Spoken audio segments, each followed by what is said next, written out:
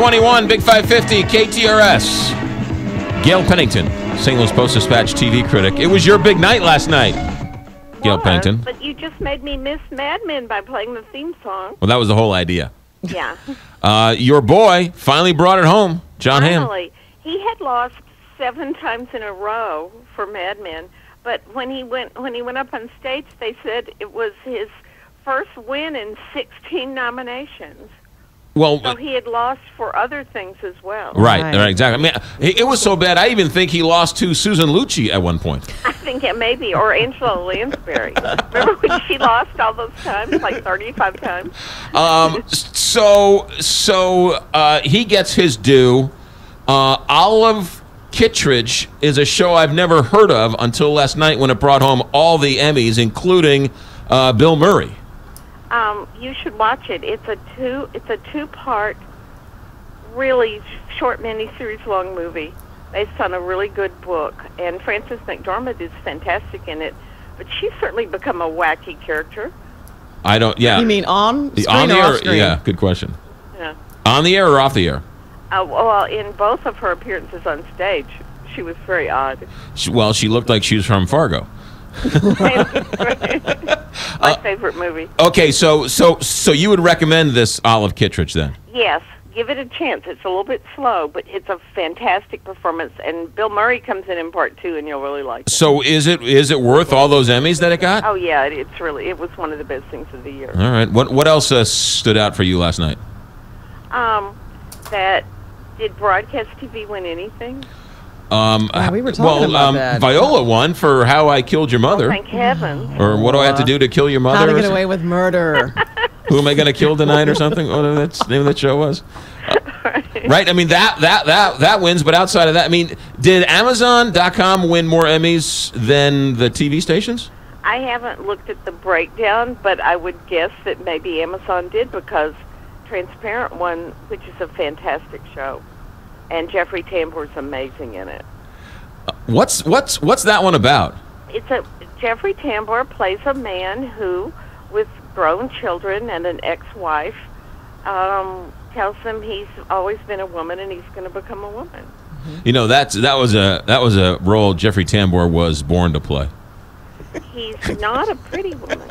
I was going to say, not the most attractive of women. But Netflix and HBO, I mean, it really does show you that network television is in a lot of trouble. It seemed to me that HBO just won everything, and no one was more shocked than I was when Game of Thrones won the best drama. Now, why is that?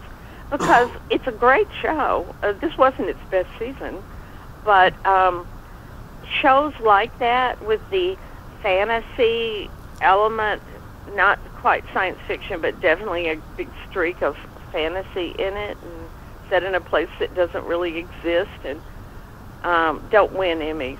Well, that's why I have a hard time with Game of Thrones. I don't know where it exists, and I don't know if it's the past or the future or the present. Well, why don't you just not worry about it? Because I can't help myself. That's just the way it is. Julia Louis-Dreyfus. Somebody likes her in the Academy. Yeah, they really like her, and they really like Veep a lot more than I do. Yeah, but again, that's another HBO show. Isn't Unbreakable Kimmy Schmidt? Isn't that an Amazon show too? No, that's Netflix. That's Netflix. And it should have won more than it did. See, I could not get into that, Gail. Maybe because I only watched the first few. Schmidt? No, I didn't. What about Allison Janney? She's now the single biggest Emmy winner in the history of TV. She's a network winner. She's in Mom. She won again for Mom on CBS. Yeah, okay, so that's 2. Right. What'd you think of Andy Samberg? I thought the audience didn't like him very much.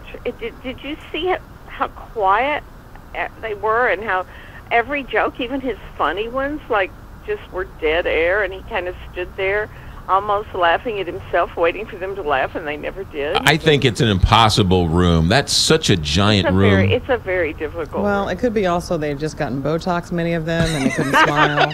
Who knows? They were unable to laugh whether they wanted to or not. They were laughing. You just couldn't see their lips moving. I thought his ensemble in the beginning was pretty good. It was funny. I thought his taped bit at the beginning about the dinner party and the too much TV. I mean, that if there's any theme to this year in television or last year in television, is that there's way too much TV. I mean, look at how little you watch. Right. I mean, you just can't watch it all. Jon Stewart was sent off with a giant. I mean, he's won every single year, hasn't he? I think Colbert won a couple of times. Okay. All right. And then inside Amy Schumer, she's clearly the new darling of TV now. But she didn't win as much as she might have. Uh-huh. Right. She was nominated for more of that stuff. I would have been surprised if she hadn't won anything at all because she is this year's it girl. Mm-hmm. What about The Voice winning Best Reality Show? Oh, really? Really? Yes. No. No? No? No. Who would you voted there? Oh, I don't know. Who really cares? All right. Well, that's coming from the TV critic. My favorite is The Amazing Race, which is won every other year. Wow. It is So awesome. I can't begrudge some other show winning. All right. So that puts a cap on it. I guess Jon Hamm now. What does Jon Hamm do now? When I talked to him in July, he said he had a couple of things that were just, just starting to go into talks. Mm-hmm. He's been here a lot.